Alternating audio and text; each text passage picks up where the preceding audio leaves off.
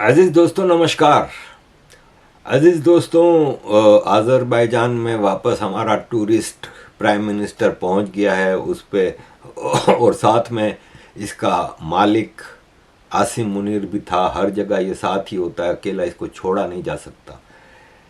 थोड़ी छोटी सी खबरें आपके सामने रखना चाहूँगा कि ये खबर बहुत तेज़ी से गर्दिश कर रही है। एक तरफ तो ये है कि अमेरिका के डोनाल्ड ट्रंप ने साफ कहा है कि इसराइल में जो फॉरेन फोर्सेस जाएंगी वो सिर्फ वो फोर्सेस जाएंगी जिनको इसराइल अप्रूव करेगा। तुर्की की फोर्सेस को इसराइल अप्रूव नहीं कर रहा, लेकिन पाकिस्तान की फोर्सेस को इसराइल ने अप्रूव कर दिया है। तो पाकिस्तान की आर्मी ने पर फौजी $10,000 मांगे हैं, जबकि इसराइल कह रहा है कि भाई तुम्हारी इतनी औकात नहीं है, $100 पर फौजी हम आपको दे सकते हैं, इस $10,000 तुम्हारी औकात नहीं है। दूसरी तरफ यह है कि सलमान खान भारत के एक्टर को बड़ा ख़तरा हो गया है, क्योंकि पाकिस्तान ने उसका गिरफ्तारी का वारंट इशू कर दिया है और उसके अरेस्ट के लिए और उसको अरेस्ट करके इंटरोगेशन करने के लिए कि वो बलूचिस्तान के हवाले से बलोच आज़ादी के मतवालों को क्या मदद कर रहा है। अजीज़ दोस्तों, यशवंत सिन्हा भारत के एक्स मिनिस्टर रह चुके हैं। उन्होंने कहा है कि मैं बहुत डिसअपॉइंटेड हूँ कि राहुल गांधी इंडियन आर्मी को भी कास्ट डिबेट में लेके आ रहा है, जबकि इंडियन आर्मी ही एक ऐसी इदारा है जहाँ पे कास्ट का कोई ताल्लुक नहीं है। वहाँ पे पैट्रियोटिज्म, करेज और सेक्रीफाइस है। तो भारत को अगर टारगेट करना पड़े ना कि भारत का सबसे बड़ा दुश्मन कौन है, डोनाल्ड ट्रंप है, आसिम मुनीर है, शहबाज शरीफ है, मोहम्मद यूनुस है, चाइना है, ये है वो है। तो भारत का सबसे बड़ा दुश्मन राहुल गांधी है। जिस तरह इमरान खान को पाकिस्तान ने बंद किया हुआ है, भारत को भी चाहिए कि कुछ भी करके राहुल गांधी को हमेशा के लिए जेल में बंद कर दिया जाए।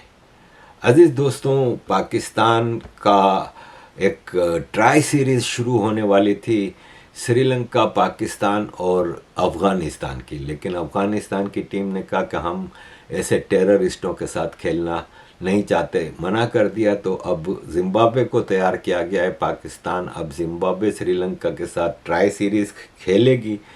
उसके लिए आर्मी, रेंजर्स और एयरफोर्स के हेलीकॉप्टर्स सिक्योरिटी के लिए बुलाए गए हैं। ये क्रिकेट के मैच हो रहे हैं कि जंग हो रही है, मैं नहीं समझता कि क्या मसला है कि इंटरनेशनल टीमें पाकिस्तान क्यों आ रही हैं। अभी साउथ अफ्रीका पाकिस्तान में एक टेस्ट सीरीज़, T20 वनडे की पूरी सीरीज़ खेल के गई है।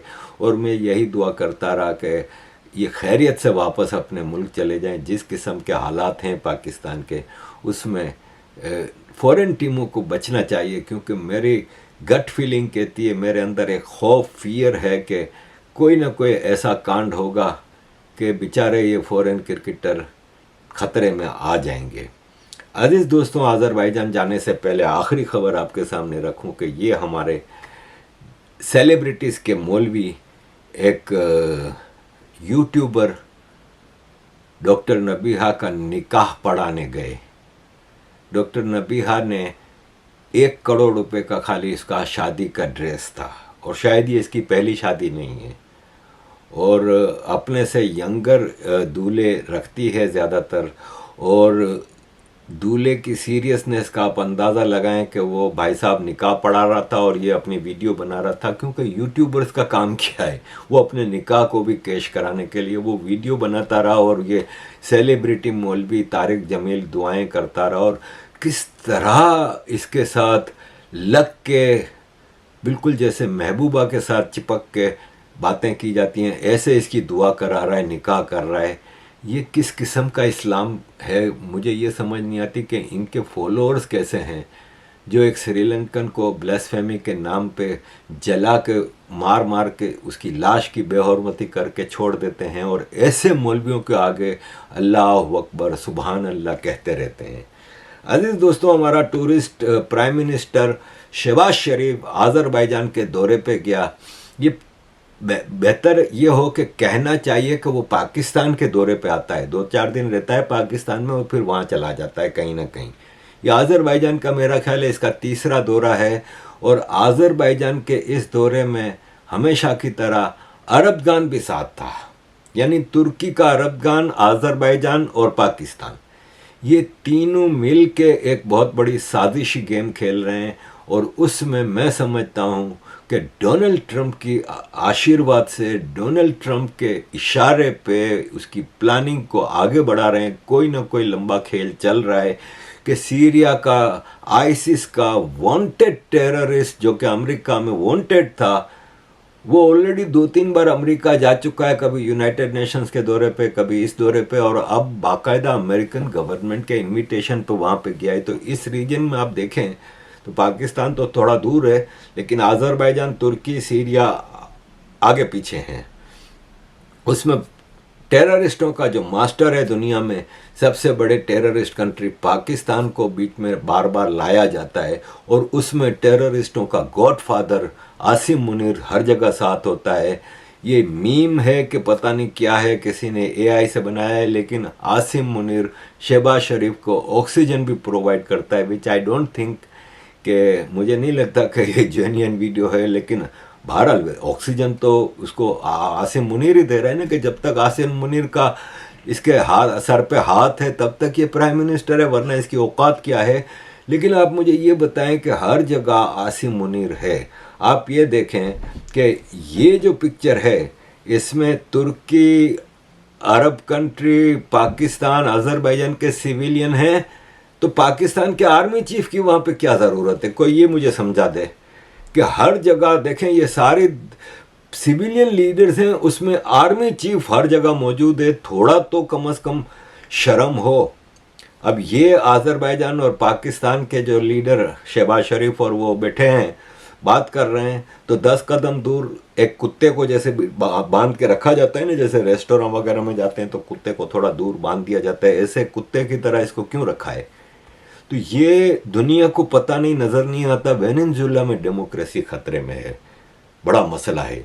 इंडिया में बड़ी एक ऐसी डेमोक्रेसी है जो कि हेटफुल है, फलान है, ढुमकान है, लेकिन पाकिस्तान की डेमोक्रेसी बहुत खूबसूरत है। अजीज दोस्तों, आज़रबाईजान से पाकिस्तान के शहबाज शरीफ ने पाकिस्तान की कैबिनेट मीटिंग ऑनलाइन अटेंड की।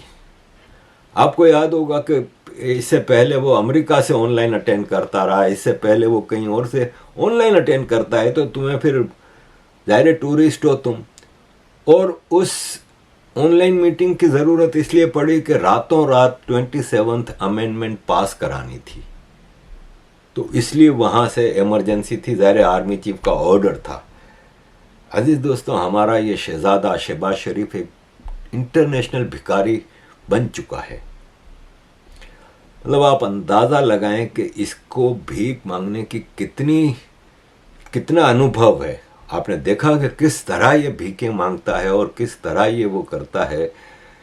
देखें, 1947-48 में जब ब्रिटेन ने आज़ादियाँ देनी शुरू की तो 2 नए कंट्री बनाए, बाकी सबको आज़ादी दी, 2 नए कंट्री बनाए, दोनों रिलीजन के बेस पे बनाए, एक इजराइल और एक पाकिस्तान। दोनों 47 से पहले एग्जिस्ट नहीं करते थे, लेकिन दोनों कंट्री बन गए, दुनिया के नक्शे पे आ गए। इस वक्त आज़ादी के 78 साल बाद इजराइल टेक्नोलॉजी का हब है पूरी दुनिया में। इजराइल इनोवेशंस और नई नई चीज़ों की ईजाद का गढ़ है, और पाकिस्तान टेररिज्म का गढ़ है, टेररिज्म एक्सपोर्ट करने का गढ़ है, और पाकिस्तान एक टेररिस्ट कंट्री बन चुका है। ये देखें, सऊदी अरब ने पाकिस्तान की नौजवान नस्ल को, यूथ को एआई और आईटी की ट्रेनिंग की पेशकश की है। अब लैपटॉप से बात बहुत आगे चली गई। आज एआई, आईटी और मॉडर्न टेक्निक्स और टेक्नोलॉजीज दुनिया में आज अपना लोहा मना रही हैं। मैं अभी सऊदी अरब से होके आया हूँ।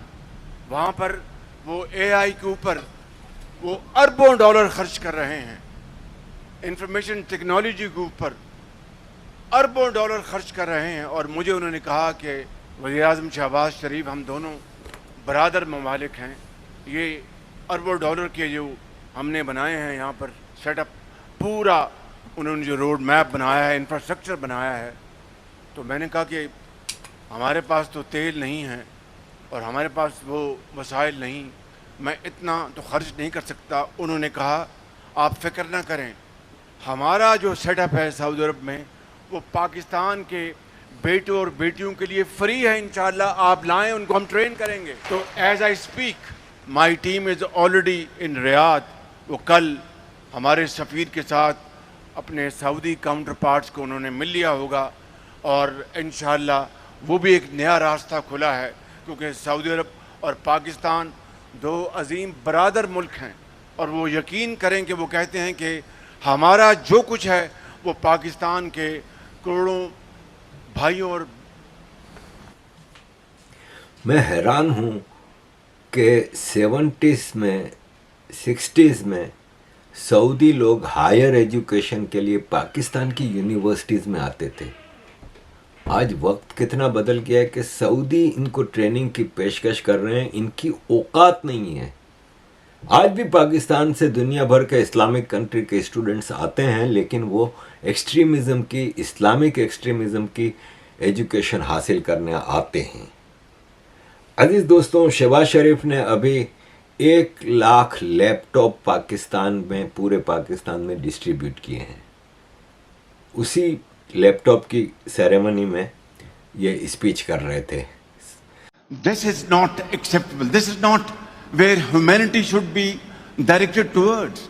It has to be mutual cooperation. If somebody thinks that countries like Pakistan, who are devastated, loans would be enough, that is not acceptable. It is something which is absolutely unacceptable, because loans over loans, your back will break and you will never be able to stand up. तो 1 लाख लोगों को laptop बांटे जाते हैं। अब उसमें 2 फायदे हैं। एक तो ये कि 1 लाख लैपटॉप के ऊपर, यानी एक लैपटॉप के ऊपर अगर 10,000 रुपया किकबैक रखें तो ज़रा कैलकुलेट कर लें कि कितना किकबैक मिला होगा शहबाज शरीफ को, क्योंकि ठेका तो शहबाज शरीफ ने देना है, इसके बेटे की कंपनी को, इसके दामाद की कंपनी को, किसी को भी। दूसरा फ़ायदा यह है कि ये 1 लाख लैपटॉप सिर्फ नून लीगियों को मिलेंगे, जो इनके वोट बैंक है, जो इनके वर्कर हैं, क्योंकि ईमानदारी से तो पाकिस्तान में कोई काम होता नहीं है। मुझे याद है जब मैं जमशेद टाउन का मेयर था तो हमें ऑर्डर आया, मुशर्रफ ज़ाहिर है उस वक्त पैट्रियोटिज़म और वो ड्रामे बहुत चलाने पड़ते हैं पाकिस्तान में, तो मुशर्रफ की टीम की तरफ से ऑर्डर आया था कि हर टाउन में नेशनल डे के ऊपर, 14 अगस्त के ऊपर बड़े बड़े प्रोग्राम रखे जाएं। तो हमने भी जमशेद टाउन में कंसर्ट रखे और प्रोग्राम रखे। तो उस एक कंसर्ट में जो टीम हमने बनाई थी कि भाई चलें आप प्रोग्राम ऑर्गेनाइज करें, तो उन्होंने एक लॉटरी के तौर पे इनामात रखे थे कि एक स्कूटर है, कि ये है, वो है, और लॉटरी के ज़रिए दिए जाएंगे। तो वो जो ऑर्गेनाइज़र बनाया था ना हमने, जिस लेडी को, तो उन्होंने मेरे से पीए को फ़ोन किया कि मिलना चाहती हूँ मेयर साहब से। तो आई वो मिलने, तो उन्होंने कहा कि सर ये लॉटरी के इनामात किस किस को देने हैं। तो मैंने कहा ज़ाहिर है आप पब्लिक जो वो कंसर्ट की जो टिकट्स दिए गए थे ना टाउन के लोगों को फ्री में, तो उन टिकट के ऊपर नंबर, तो मैंने कहा कि आप उसी ज़रिए देंगे ना। बोला नहीं सर, नॉर्मली पाकिस्तान में ऐसा नहीं होता, आप तो बाहर से आए हैं, आपको पता नहीं है। यहाँ पे आप जो लिस्ट देंगे हम वही नंबर निकालेंगे, किसी को पता भी नहीं चलेगा। मैंने कहा यार क्यों, कुछ तो पब्लिक को कुछ तो ईमानदारी से दे दो यार। बोले सर आप नहीं देंगे तो आपका स्टाफ दे देगा लिस्ट। तो मैं इसलिए कह रही हूँ कि चलें, आपको अगर अपने किसी जानने वाले को, रिश्तेदार को, दोस्त को देने हैं इनाम, तो उनके नाम दे दें ताकि हम उनको वो टिकट दें और उनका वो टिकट निकालें। वरना एंड ऑफ द डे जाना ईमानदारी से नहीं है ये। तो पाकिस्तान में ये सब सिस्टम चलता है। अजीज दोस्तों, इकोनॉमी पे थोड़ी बात हो जाए। अक्टूबर के महीने में पाकिस्तान की जो इंपोर्ट थी वो 6 बिलियन डॉलर थी इंपोर्ट, और एक्सपोर्ट थी वो 2.84 बिलियन डॉलर। दुनिया की बेस्ट इकोनॉमीज वो होती हैं जिनकी एक्सपोर्ट इंपोर्ट से ज़्यादा होती हैं। बहुत बहुत फर्क हो ना तो एक्सपोर्ट इंपोर्ट से चलो थोड़ी कम हो, यहाँ तो 6 अरब डॉलर की एक्सपोर्ट है, इंपोर्ट है, और 2.84 डॉलर की बिलियन डॉलर की। मतलब आप अंदाज़ा लगाएं कि 3.2 बिलियन डॉलर का डेफिसिट है, ट्रेड डेफिसिट। 56% इंक्रीज है। ये है आपके आसिम मुनीर का विजन, जिस पे पाकिस्तान इस हद तक तरक्की कर रहा है कि कतर का अल थानी ग्रुप, जो कि रूलिंग फैमिली का है, उन्होंने पाकिस्तान में $1 बिलियन इन्वेस्ट करने का वादा किया था, और उन्होंने किया फिर इन्वेस्ट, और उन्होंने पाकिस्तान का पोर्ट कासिम है उसके पावर प्लांट में ये इन्वेस्ट किया। और अब उन्होंने ऐलान किया है कि हम ये 1 बिलियन वापस चाहते हैं, इसलिए हमारा जो शेयर है ना कतर की जो वो पोर्ट कासिम की जो पावर प्लांट में, वो हम बेच के अपना लेके जाना चाह रहे हैं। ये प्रोजेक्ट टोटल 2.09 बिलियन डॉलर का प्रोजेक्ट था, जिसमें से 49% अल थानी ग्रुप ने किया था, बाकी चाइना का था। लेकिन अब वो कह रहे हैं कि हम अपना हिस्सा बेच के शेयर, और हम अपना हिस्सा वापस लेना चाह रहे हैं। अजीज़ दोस्तों, और इकोनॉमी का डिज़ास्टर ये है कि टैक्स फाइलर्स ने जो टैक्स रिटर्न जमा कराए हैं ना, उनमें से 1/3 33% ने अपनी इनकम ज़ीरो लिखी है या लॉस दिखाया है। पाकिस्तान के जो टैक्स रिटर्न्स देने वाले लोग हैं ना, वो 5.5 मिलियन लोग हैं। उनमें से 1.7 मिलियन लोगों ने कहा है कि हमारी जो इनकम है ना वो या तो ज़ीरो है या हम लॉस में हैं। 9,77,000 फाइलर्स ने रिपोर्ट दिया है कि हमारी इनकम पिछले साल से बहुत कम है। एक्सपोर्टर्स ने सारों ने लॉस शो किया है, और यह है कि अब सिचुएशन हद से ज़्यादा ख़राब है पाकिस्तान की इकोनॉमी की। और ऐसे में हमारे फॉरेन मिनिस्टर जो भीख मांगने के लिए भी IMF से गए थे और पूरी दुनिया में भीखें मांगने जा रहे हैं, उन्होंने कहा है कि गवर्नमेंट को जो एक्सपेंसेस है ना, यानी आपको इंफ्रास्ट्रक्चर डेवलपमेंट और ये सब कम करके आपको पाकिस्तान की फ़ौज का बजट बढ़ाना होगा। भाई क्या मसला है भाई, आप क्यों सिर्फ जंगों की तरफ जा रहे हैं? ऑलरेडी पाकिस्तान का जो डिफेंस बजट है वो 17.6% एक साल में बढ़ चुका है। 2.12 ट्रिलियन रुपए का पाकिस्तान का मिलिट्री बजट है, जबकि सोशल स्पेंडिंग जो है वो 489 बिलियन डॉलर का है। सोशल स्पेंडिंग से 4 गुना ज़्यादा आपका मिलिट्री बजट है। आप कब तक पाकिस्तान को इस तरह तबाह करते रहेंगे? अजीज दोस्तों, thank you very much for all your support. Kindly keep supporting.